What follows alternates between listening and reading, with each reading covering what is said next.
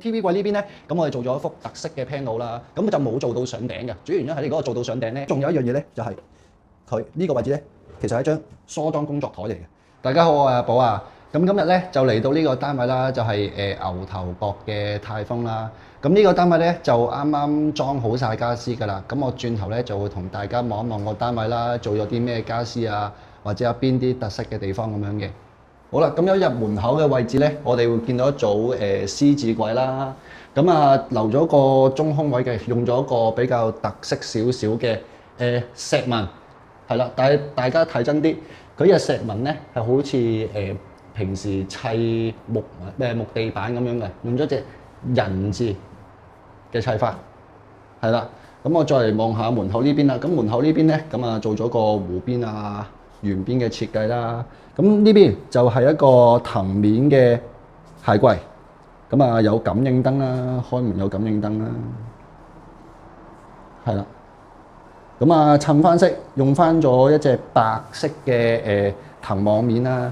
跟住下邊嘅位置都係可以離地滲燈擺鞋咁樣嘅。好啦，跟住個弧位一路去到呢個轉角位，呢個位都係做晒弧邊嘅，係啦，都係做晒弧邊。好啦，咁啊再嚟飯區呢邊啦。咁啊一般櫃桶呢啲位置啦，係啦，都基本嘅啦。咁咧下邊呢組櫃咁啊特別少少啦。下邊呢組櫃咧，咁佢做咗個離地位嘅。咁呢個離地位咧，其實可以放翻啲客人啦，擺翻啲掃地機客人啊，可以自己入翻去都得嘅。咁啊呢道門可以再縮埋去嘅，係啦，兩邊呢隻門都可以縮到埋去嘅。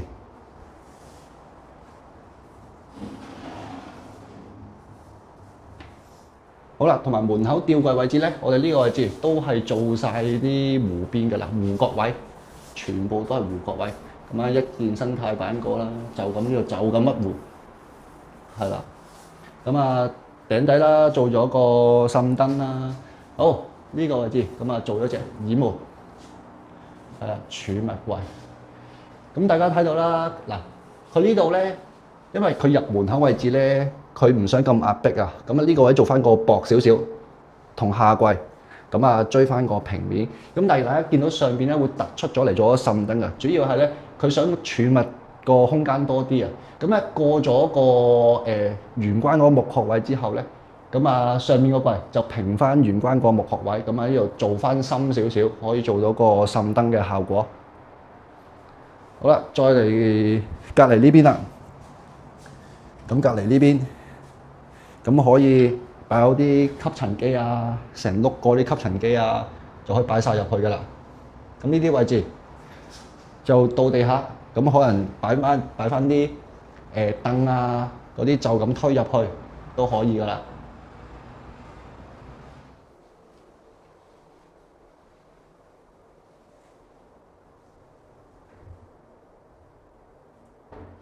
好啦，再嚟望一望 TV 櫃呢邊啦。咁 TV 櫃呢邊咧，咁我哋做咗一幅特色嘅 panel 啦。咁就冇做到上頂嘅，主要原因係你嗰個做到上頂咧，跟住冷氣機呢邊又要被噏啊，去到震邊嗰邊又要被噏咧，咁就冇咁好睇。咁我就追平嗰邊震邊一行過，就去到走廊呢個位就斷，咁啊分隔翻開，咁啊好睇少少。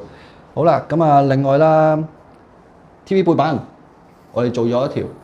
全部弧邊由頂去到底嘅燈帶滲燈，係啦。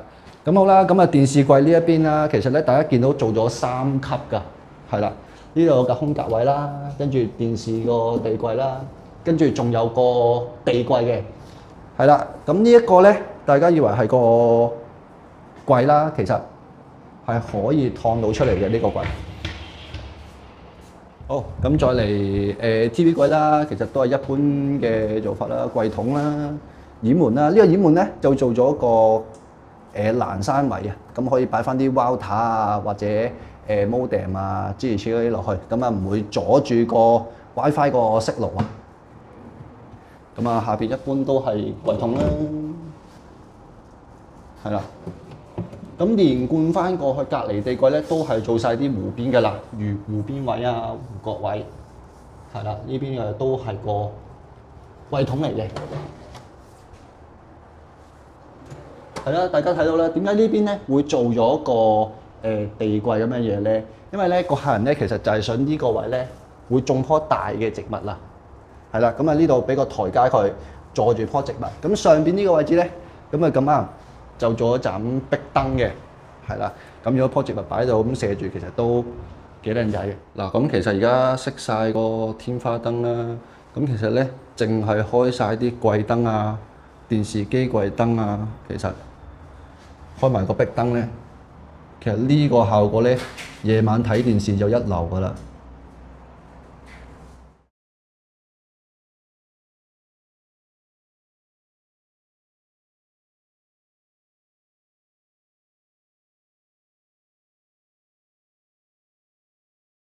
好啦，咁我哋再望一望頭房啦。咁頭房咧，一入門口嘅位置喺側邊，呢度會有一組衣櫃㗎。咁呢衣櫃咧，呢度做咗個空格位嘅。咁你呢邊呢個空格位咧，其實有幾種用途嘅。咁啊，大家見到有層板啦，咁可以自己擺下書啊，擺下嘢。咁我亦都做咗條掛衣通俾佢嘅。咁我有需要嘅話，呢度可以拎嚟做掛啲出街衫啊，都可以嘅。咁仲有一樣嘢咧，就係佢呢個位置咧。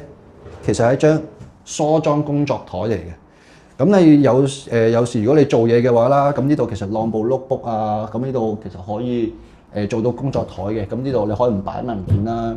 咁第二個用途咧就係揭鏡啦，咁呢度都可以做到張梳妝台嘅，咁即係譬如隔離可能擺啲化妝板或者擺文件，咁啊呢度就全部都用得到㗎啦。咁啊，下邊位置我哋都留咗啲層板位置俾佢嘅，咁佢其實都可以擺層板擺入去擺嘢嘅。好啦，咁就係其他位置啦。咁正常呢啲咧，呢度全部都係衣櫃位嚟㗎啦。咁我哋做咗啲掛衣通啦、層板啦，咁其實佢擺嘢都得嘅。咁呢個單位咧，呢間房就冇做到感應燈嘅，全部都係用啪啪仔。係啦，有需要先開啦。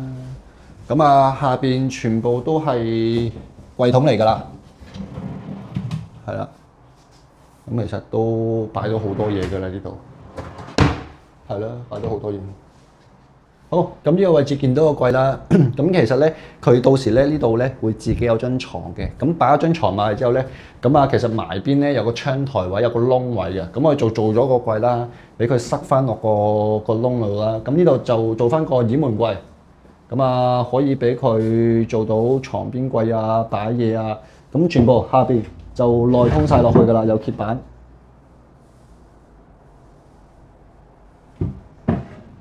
好，咁我哋再嚟第二間房啦。咁第二間房咧，一入到嚟咁啊，見到一個好大組嘅床尾櫃啦。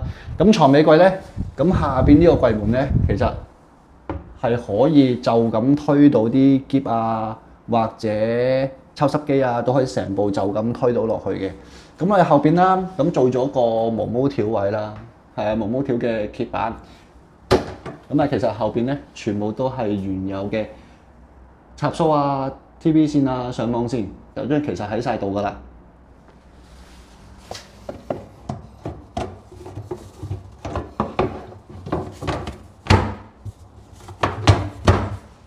係啦，好，咁啊床尾櫃啦，其實床尾櫃咧有幾個內通位置嘅。咁啊頭先大家見到呢個毛毛條啦，咁其實呢度見唔見到手啊？呢個位其實都係毛毛條位嚟嘅，咁可以經過呢度啦。後邊嗰3個蘇位駁電穿上嚟啦，穿到呢個毛毛條啦，跟住頂頭呢度都係有件毛毛條嘅，係啦，即係可以俾佢由底穿毛毛條穿到上嚟，咁可能床尾晾翻啲要叉電嘅嘢啦。好啦，咁床尾位置咧，除咗頭先呢一半啦，就對外邊做掩門啦用之外咧，咁其實呢度都係有塊揭板嘅，咁呢塊揭板咧，全部都係內通晒落去㗎啦。咁啊，因為呢張床咧本身係搭咗上個窗台位嘅，咁呢有個噏啦，咁呢度其實裏邊咧都可以擺到好多嘢落去㗎啦，已經。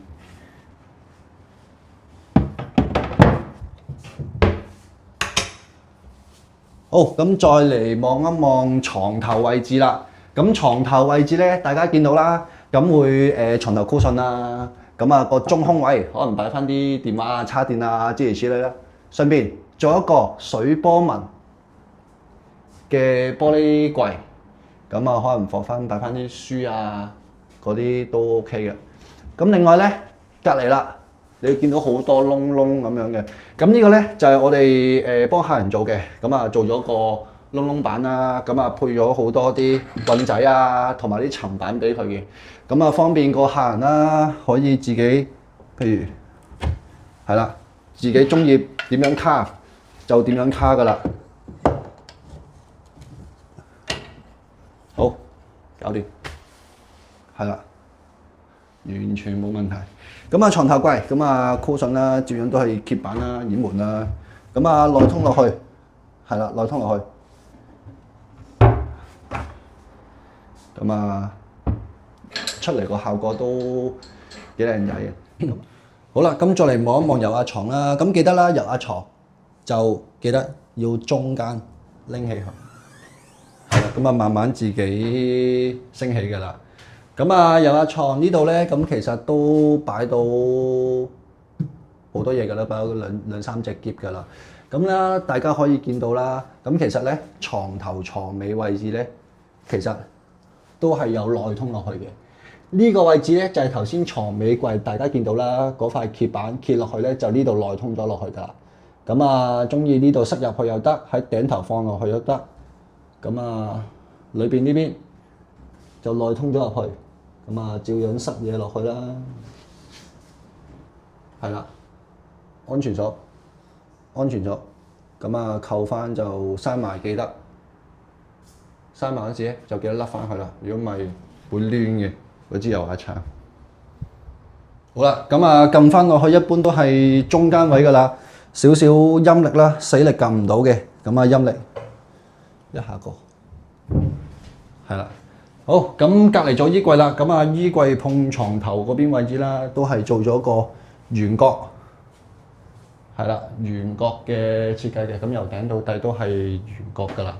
好啦，咁啊衣櫃，衣櫃都係做咗燈帶啦，個櫃內，咁啊做咗個門背鏡，係啦，咁啊放佢閂埋門，咁啊可以就咁喺度照完鏡先出街 ，OK。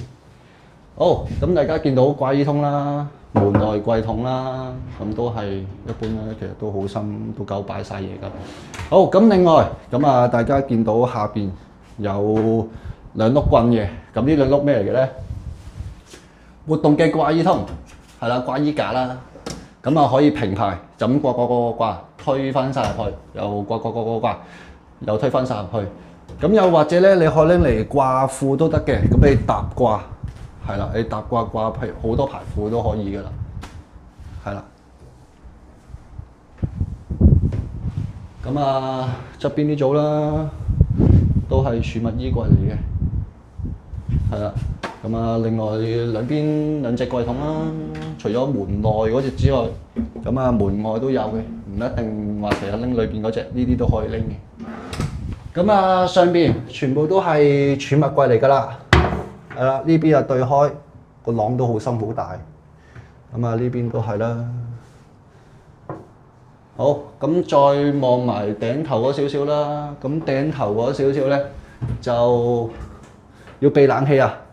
咁啊，全部內通晒落去㗎啦，係啦，呢間房儲物量都好足夠。咁再望一望，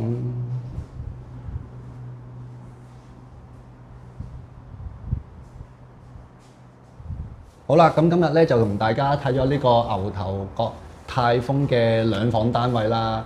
咁唔知大家覺得呢個單位點樣呢？咁啊，歡迎喺樓下留 comment 俾我哋啦。咁記得like、comment、share、subscribe 我哋 channel。咁我哋會陸陸續續咧拍啲員工嘅開箱片啊，或者落地盤啊，或者 DIY 系列，我哋會繼續拍落去嘅。咁啊，大家記得留意我哋 channel。